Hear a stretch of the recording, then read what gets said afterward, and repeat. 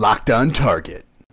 Hi crew, welcome to Locked on Target Show, and today I'm going to be looking at Overwatch, and with the new competitive mode coming up, and with the general rumblings I've heard in general chat, I want to look at who counters who, because I see a lot of darn this and blah blah blah, man I can't stand Bastions, or I can't stand X, Y, and Z class, because people aren't switching to their counters and or sticking in the same class for the entire duration of the game. So here I just want to look at who counters who and who is an effective counter to some of the heroes. So let's get started with Bastion.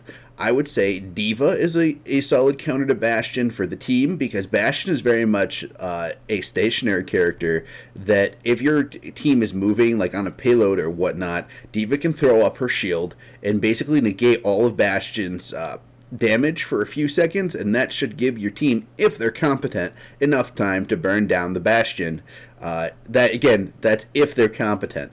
Genji can solo a Bastion by reflecting his own shots back at him. It will literally kill him in 4 of his hits because he does insane damage. I find that the Bastions nowadays are better than we'll actually see the Genji, know that they're shooting at a Genji, and not actually burst them until he sees the reflect. So this is kind of a rock, paper, scissors kind of battle. I will say Hanzo is a pretty decent with his ult, but what it doesn't Hanzo do with his ult, that's the other thing. But Junkrat's good only if you know his position. You can bounce grenades literally right on him. Mei is pretty decent as far as surviving the team with her ice wall.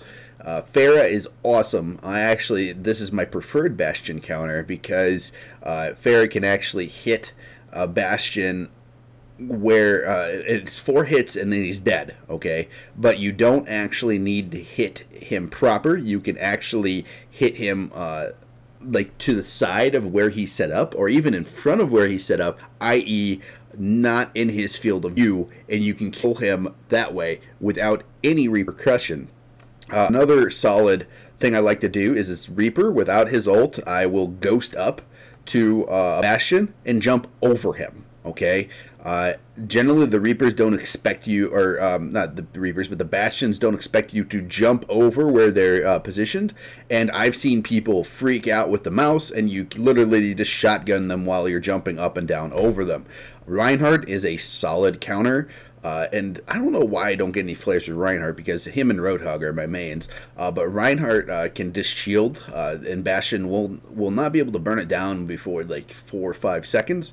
And your team can literally burn down the Bastion in that time if they're competent. Very rarely do I run into a competent team that uses a Reinhardt shield effectively. They'll be shooting at a Roadhog or something while just leaving the Bastion alone. Roadhog's great because his hook.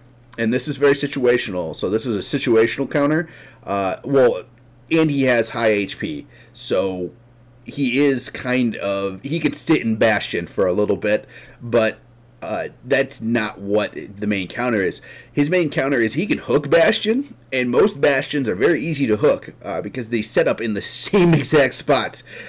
And once you hook Bastion, it takes him out of deployment for him. Now, he is a force to be reckoned with, but I find a Bastion outside of his little hidey holes in the middle of our team dies really quick, and it's generally 2 shots with the shotgun with Roadhog after a pull. Soldier 76 is not that good. I mean, he has mini rockets, but that's not going to kill a Bastion.